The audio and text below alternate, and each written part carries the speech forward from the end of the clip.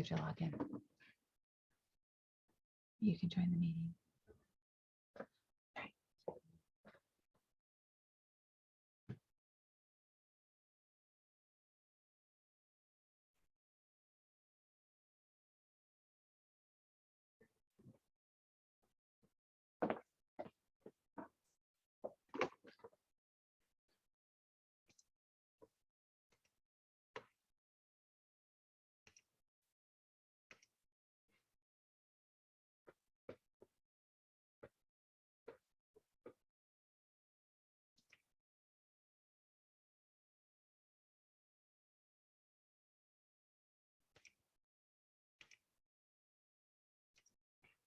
Okay. All right, you're the host. Can you hear me?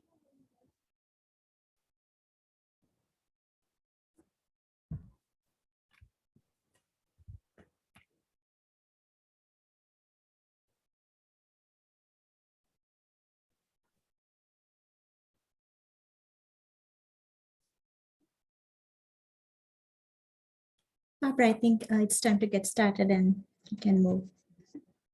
Great. Welcome everyone to the Dayton Foundation's grants orientation. If you are a nonprofit looking to apply to the Dayton Foundation for a grant, you've come to the right place.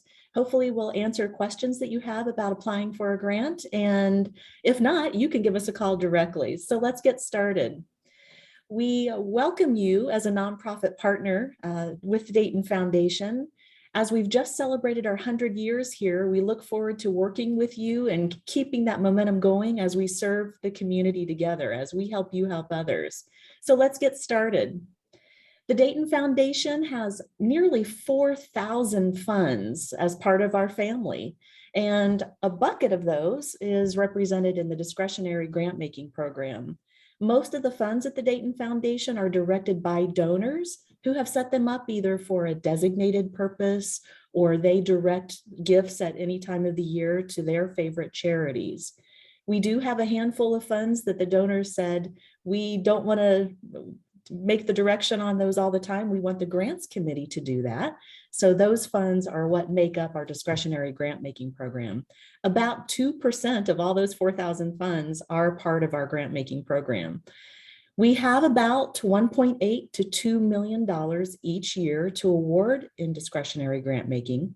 Some of those funds are completely unrestricted and they can go to any cause throughout the Dayton Foundation's many sectors that we fund: arts, environment, animals, and health and human services. We do also have funds that have slight restrictions to them. We have donors who set up funds that benefit the arts or benefit the environment. And so we'll make sure that those funds are targeted to any grant awards in those sectors. One neat thing about coming in through the front door of the Dayton Foundation's discretionary grant making program is your application. Not only will it be shown to our grants committee, but it'll be shown to other interested donors as well. We have a list of donors who have asked us to share proposals with them. So we just want to let you know that in addition to applying for a grant, we also are trying to help you be seen by those donors who are interested in looking at what's going on in the community. That program that we have that we work with donors is called Partners in Giving. It says what it does, right? So we hope that that's a good benefit to you. We also do have 11 other funds here at the Dayton Foundation that have their own mini grant making process. We have the Allegro Fund for the Arts, the Brighter Tomorrow Foundation for agencies that serve people with developmental disabilities. Kettering has a couple of funds specifically for organizations that serve that area, and so on. Those organizations can all be found on our website. All of today's information actually can be found on today's website, so you're welcome to check there at any given time too. Many of you are also familiar with the Toolman Fund here at the Dayton Foundation. It does not have its own separate grant making process, but like I mentioned just a second ago, that fund also asks to see your proposals that come in through the front door. So we can assure you that anytime you apply to the Dayton Foundation, the Toolman trustees also will see your application. Hopefully that's helpful. Now I'll turn it over to Tanya to talk about eligibility criteria. Thank you, Barbara. Yes, as Barbara mentioned, I'm going to talk a little bit about the eligibility criteria. To apply for a discretionary grant with the Dayton Foundation, you have to be a nonprofit organization with a 501c3 status. And then we award grants to organizations that are providing services and benefiting residents in Montgomery, Greene, Dark, Preble, Miami, or Warren North counties. And most of the time, organizations that are applying for grants are also located in the counties that I just mentioned. The organization should also have at least a 2-year track record, that is having the 501c3 status for at least 2 years. And then when applying, we also ask organizations to demonstrate your commitment to diversity, equity, and inclusion. And it can be through organizational strategic plans, your policies, or other documents such as, say, an equity statement. Please note that we are not looking for your employee non-discrimination policy here. I highly recommend you checking the Dayton Foundation's DEI commitment available on our website, and also your policy, the statement or commitment should not only talk about your staff, but also your board, volunteers, as well as the people you serve. And if you need additional examples, you can email me and I can send some other organization statements and policies for you to check, and then create one for your own organization. Also, we want to know if you are addressing gaps in the community rather than duplicating services, and you're not providing resources that already exist in the communities you serve. Finally, we also want to know if you have established partnerships and collaborations with other nonprofit organizations, institutions, corporations, and individuals. Now I will talk about what we look for in a project. Does your program has a comprehensive program design? Have you set realistic expectations for the program and yourself? Do you have the capacity to implement? Do you have trained staff and volunteers to lead or assist you with the project? And do you have resources to start and complete the project or continue the project?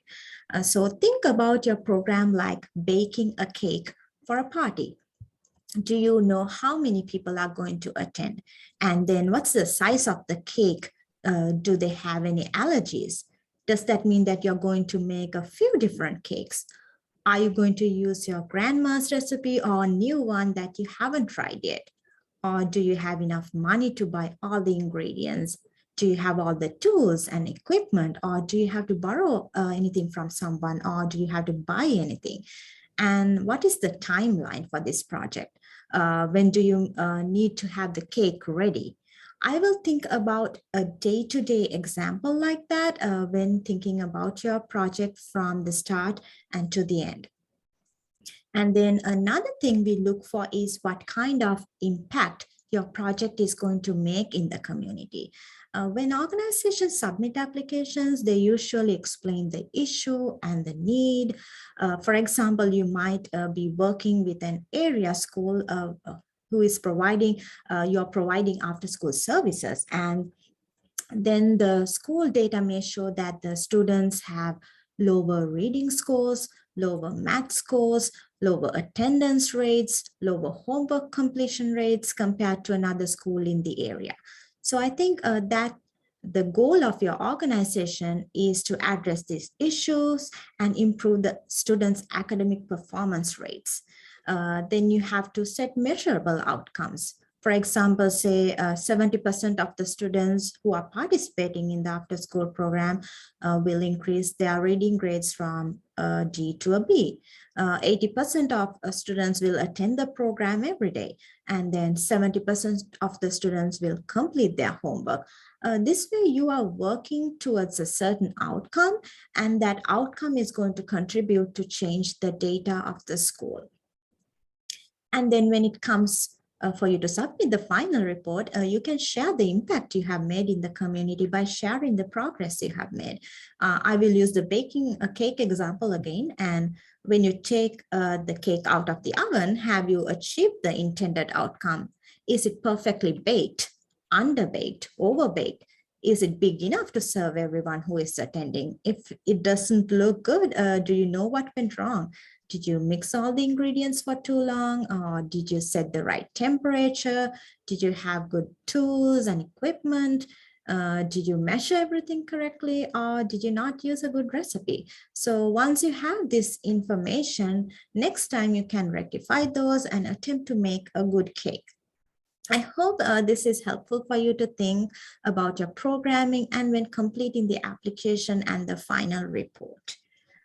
Now, Barbara will talk about what we generally do not fund.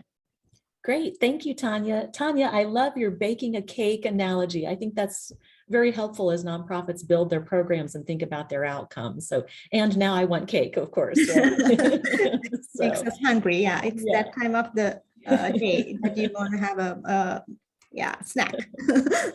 And just to let all of our nonprofit partners who are watching this, Tanya is our program officer who manages our discretionary grant making program, and her job and my job is to make sure that you're presenting your proposal in the very best light for our grants committee. So Tanya has lots of great advice. She worked for a nonprofit and is on your side as you prepare your proposals. So we will move on right now to what we do not fund. We only have so many dollars to go around. So our governing board and grants committee have set criteria for what we will and will not fund. So let's go through that list. We do not fund general organizational operations or ongoing programs. So another way to think about that is we don't fund what you already do, and typically not staff positions. So if you have an after-school program, we're probably not going to fund that in and of itself. But Tanya will talk in a little bit about maybe an expansion of that program or a new program that you want to try. We also typically do not fund projects with a very narrow focus. We want to have broad impact so that our dollars have broad impact. We are unable to fund individuals. So if an example, you're an artist who wants to apply for a grant, unfortunately, we can't help you. If you partner with a nonprofit organization and they want to act as your fiscal agent or your sponsor for a program that they want to help you do, they can apply for the grant. But unfortunately, we have to only give our grants to not-for-profit organizations. We also don't fund scientific, medical, or academic research. We're unable to fund operational deficits or lost funding. If you've received a cut from a local funder or you've received a cut in your government funding, we're unable to pick that up for you. We also typically will not fund, or we do not fund religious activities for churches or religious programming. We do fund churches all the time for programs that benefit the greater community. So we're unable to fund scholarships or travel grants, fundraisers, conferences, ceremonies, workshops, events, anything like that. We're not funding those either, so sorry. We do not fund public or private schools, but we do fund a lot of education. So nonprofit partners have after-school programs or tutoring programs or programs that benefit students in a neighborhood who have partnered with their schools. But we're just unable to give grants directly to schools or private schools. We do not fund endowment funds. We would love all of you to have endowment funds, but unfortunately we won't make grants to those. We can give you advice though about setting up endowment funds. We're unable to fund art exhibits or arts productions. So that includes sculpture exhibits or performances, things like that. Unable to help you with those. Typically not funding economic development projects, nor hospitals or universities, unless it's a very public-facing, public-engaged program that's not necessarily benefiting your particular clients or students. We typically also do not fund matching grants or matching campaigns. There's an exception here too, and that is if an organization has a state or federal grant that requires a local match as a condition of getting a grant, we'll take a look at that because we want to help pull down our community share of state and federal dollars. We also typically do not fund multi-year or large requests, nor publications like books or reports or research papers. So that's a list of things we don't fund. If you're wondering, maybe you have a borderline project that may or may not fit this list, please do call us and we're happy to walk you through thinking about that and give you some guidance. Well, you've heard about what we don't fund. I'm going to turn it back to Tanya, who will tell you about what we do fund. This is the good stuff. So here you go, Tanya. Thanks, Barbara. I'm sure they have been wondering, like, so you don't fund all of these things. So what do you fund? So the projects or programs we fund usually fall under three different categories: capacity building, capital campaigns or capital improvements, special projects or program expansions. I will share some examples with you for each category. Some projects can fall under two or all three categories. It's just that you have to select the category that you think is the best fit for your project. So under capacity building, we awarded a grant to Daybreak to get an efficient and effective electronic health record system. So that way they can minimize the paperwork and maximize staff time that they spend with clients, improve data collection and outcome reporting, and also shorten the turnaround time for payments and reimbursements, and decrease the amount of human errors, and which could result in denial of claims for their clients, and comply with partner contracts. So all of these benefits were able to achieve by getting an electronic health record system for Daybreak. And then DCDC, Dayton Contemporary Dance Company, they received a grant to implement a 2-year strategic advertising and marketing plan. This need was identified in their 5-year strategic plan, and that's something we will keep in mind when we are looking at your applications. Is this a priority for your organization? And has that been mentioned in your strategic plan? The advertising and marketing plan helped DCDC to grow their audiences, identify ways to see how they can use available media resources to enhance their public perception, and also develop an effective guide for rebranding and marketing. So those are a couple of examples under capacity building. Under capital campaigns or capital improvements, Omega Community Development Corporation received a grant to build the Hope Center for Families facility. They are in partnership with Dayton Children's, Sinclair Community College, and many universities. So as we mentioned earlier, we look for collaborations and partnerships in the projects you present to us.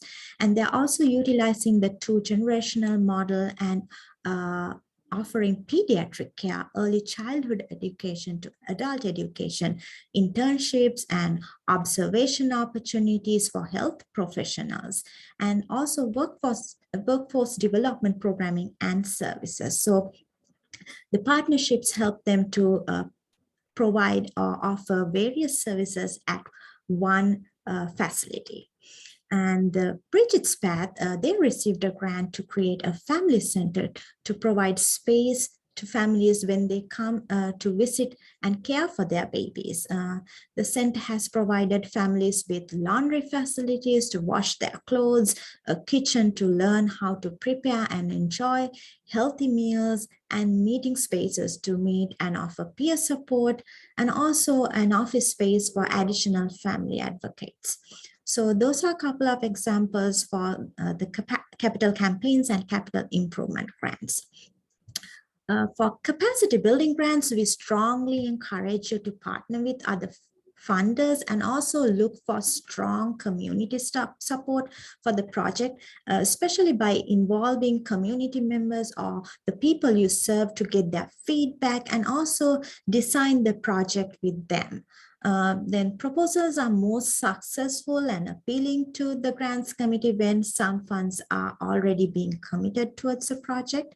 And usually if you're a small organization, or if this is your first large capital campaign, we ask organizations to conduct a capital campaign feasibility study. And then we can provide you a list of consultants on request, or you're welcome to work with someone you already know, that's okay. Also, please feel free to contact me to find out if this is something you or your organization need to complete prior to applying for a grant. Also, please note that we do not fund computers or laptops.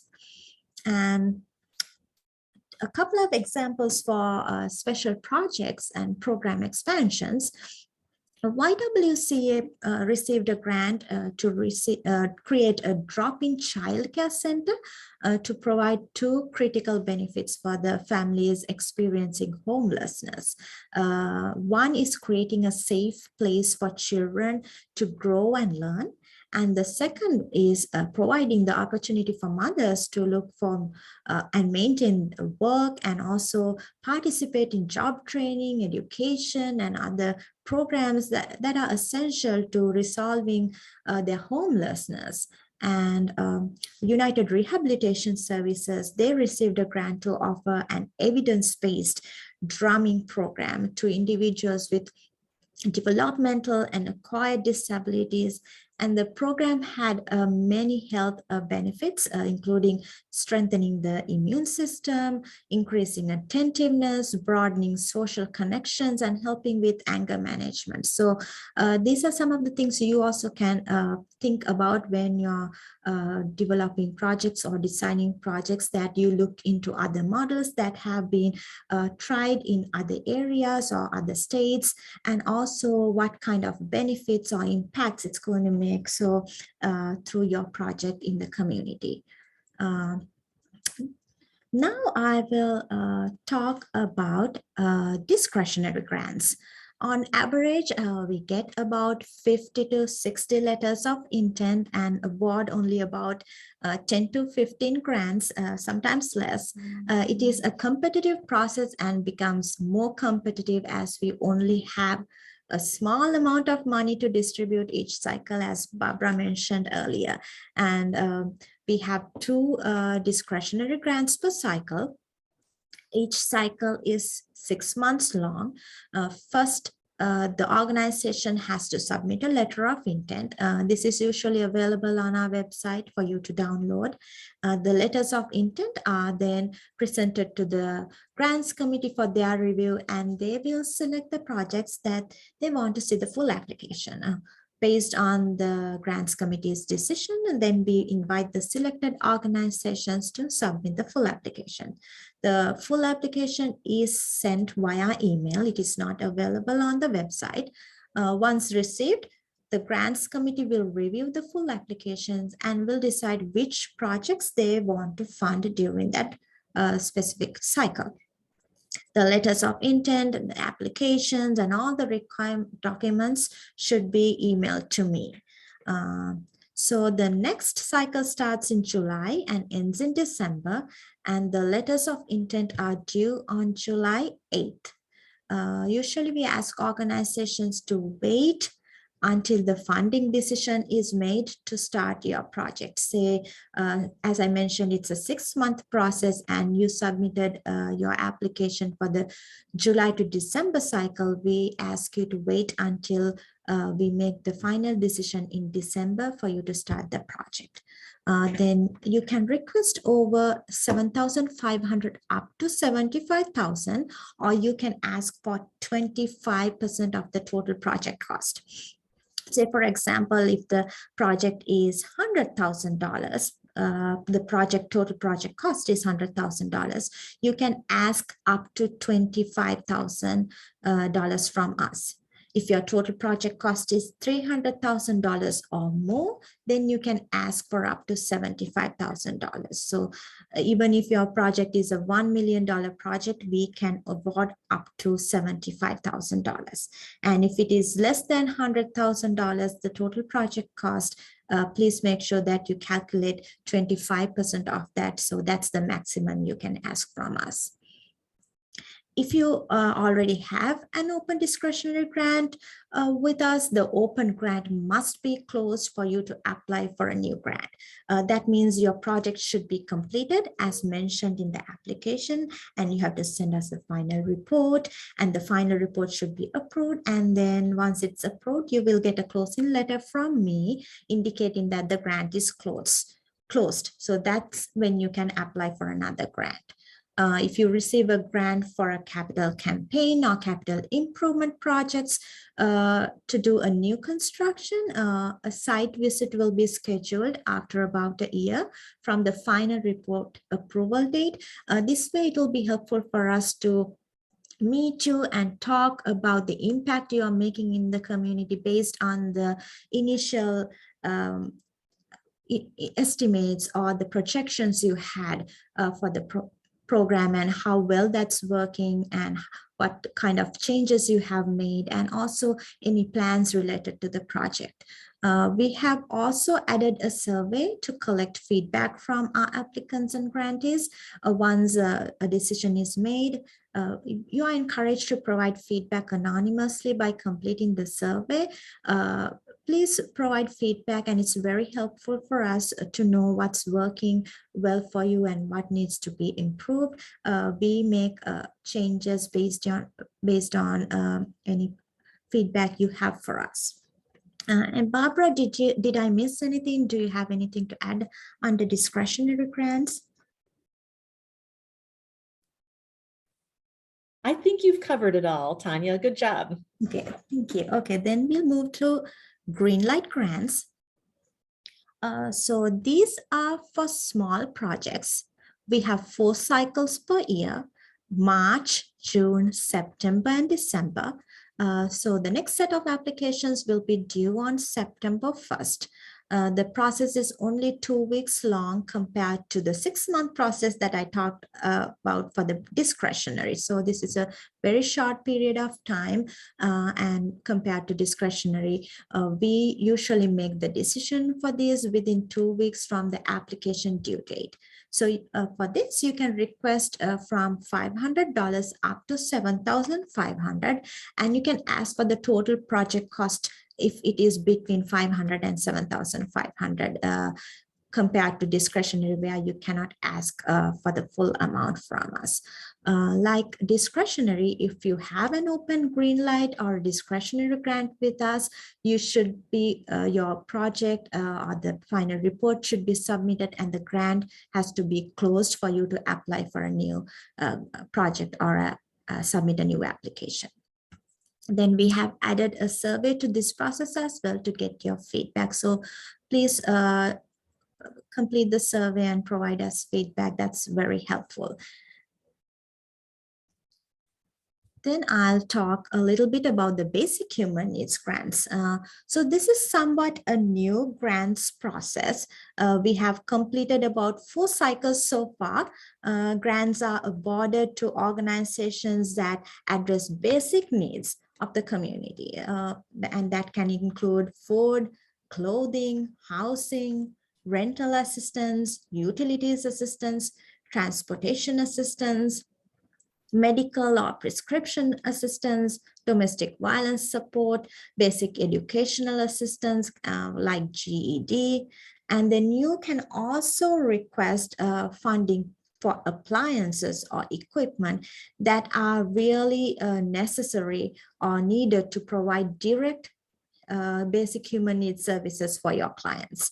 You can also request funds to improve facilities or infrastructures you use to provide services for your clients. And then also under extraordinary or emergency situations, or when an unforeseen situation arises, organizations can apply for general operating support, but this type of funding will be very limited, and any organization receiving general operating support will have to wait for a year to apply for a grant once the current grant is closed. So I will keep that in mind. And similar to a green light, this also has 4 cycles, but during different months. So February, May, August, November. And the next applications are due on August 12th. And this also has only a 2-week process similar to the green light. And then also you can ask for up to $10,000, whereas in green light, you can only ask for up to $7,500. And then you can apply for a discretionary or a green light while having a pending or an open basic needs grant. Please note, if you are an organization supported largely through government funding, you will not be eligible to apply for a basic human needs grant. Please feel free to contact me. I encourage you to contact me to find out if you are eligible to apply. I do not want you to waste your time completing an application and realizing that you're not eligible to apply. So I can let you know what information I need from you to determine this. And then I highly encourage you to email or call me so we can set up a time to have a chat. This will be helpful for you to know if your project idea is a good fit and for me to learn about it and ask questions. And this is for all discretionary, green light, and basic human needs grants. And now Barbara will talk a little bit about the diversity, equity, and inclusion form. Great, thank you, Tanya. Well, what is the Diversity, Equity, and Inclusion form? It's a form that you'll submit along with your letter of intent for the discretionary green light or basic human needs fund. And we just want to let you know that the Dayton Foundation is committed to decreasing disparities and advancing equity in the communities that we serve. And when we look at our own journey internally here at the Dayton Foundation, our staff has been taking diversity, equity, and inclusion training, and our governing board and our committees have been walking that journey along with staff as well. And as we look at our own internal equity work, we also invite our nonprofit partners to go on the journey alongside us. Achieving progress in equity in our community can't be fully realized without collecting data, though. How do we know if we're being successful? We want to understand how we're making a positive impact for those groups that are historically marginalized or disinvested population through our grants. We really want to be intentional about that. In order to achieve these goals, we've added this form to our discretionary program. And so we're going to be requesting that applicants provide some demographics about their staff and board, and also include questions about understanding if the grant request helps decrease disparities or it's advancing equity, and if the organization is diverse and has plans in place or under discussion to be inclusive. We encourage you to start having these conversations. We know our nonprofit partners are along various places in the continuum of your equity work. We're not looking for something in particular. We're not interested in you necessarily checking boxes, but we want to encourage everyone to ensure that your staff, your board, your volunteer leadership reflects the diversity of your clients and that you're thinking about it. We want to know how these values can become an integral part of your organization and your work in the community. So we just encourage you to think about it. And as Tanya said, we also look for feedback, not only in our grant making process, but on this work as well. So if you ever have questions about that, we're here to answer questions. We've posted our own internal equity statement and our values on our website. So you're welcome to take a look at that. And we always welcome conversations about that, how we can do our work better with each other. Well, I'm going to turn it back over to Tanya. She's going to talk about the next orientation and some final closing comments. Thank you. Thanks, Barbara. Yes, so the next grants orientation is scheduled for November 9th. And if you know someone who can benefit from the orientation, please feel free to share this information with them, and also check our website for registration information. And then, as I mentioned earlier, please feel free to reach out to us, and we are happy to help you and answer your questions and also walk you through the process and help you present the best application to our grants committee. And you can also find our contact information from our website. You can call us or email us so we can schedule a time to have a more in-depth conversation about the project. And so we are almost done.